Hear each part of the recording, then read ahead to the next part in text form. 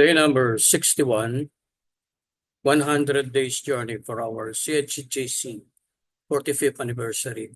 Our text for today will be in Hebrews chapter 10, verses 19 to 22. Having therefore, brethren, boldness to enter into the holiest by the blood of Jesus, by a new and living way, which he had consecrated for us, through the veil that is to say his flesh, having an high priest over the house of God.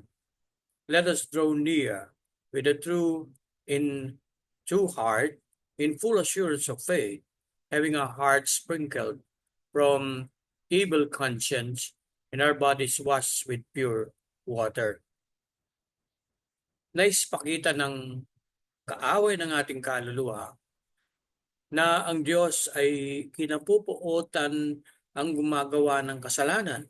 At tunay naman yun na may katotohanan. Ngunit sa ilalim ng biyaya, ang lahat ng kasalanan ay inako na ng Panginoong Jesucristo. Marapat lamang na laging paalalahanan natin ang ating sarili na doon sa krus, ang problema sa kasalanan ay nabigyan na ng solusyon. Kaya nga, may katapangan tayong lalapit dahil sa isang bagong buhay na at kaparaanan na tayo'y kanyang pinabanal. Ang Panginoong Hesus ang tumatayong mataas na saserdote at kanyang inalis na ang tabing upang tayo ay malayang makalapit sa kanya.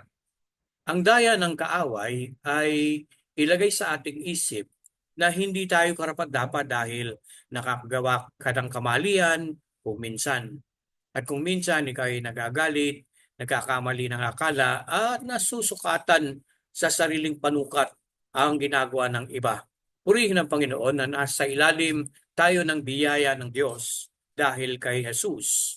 Ang pagmamahal ng Diyos, ang kanyang ipapadama at kanyang tutulungan ka, tutulungan ako. Lumapit tayo sa trono ng kanyang biyaya sa pamamagitan ng panalangin. Tiyak siyang nakikinig. Tayo magpasalamat sa Diyos.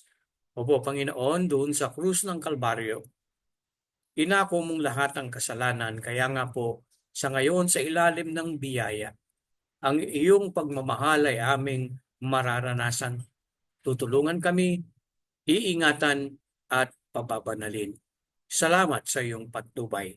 Sa pangalan ni Jesus. Amen.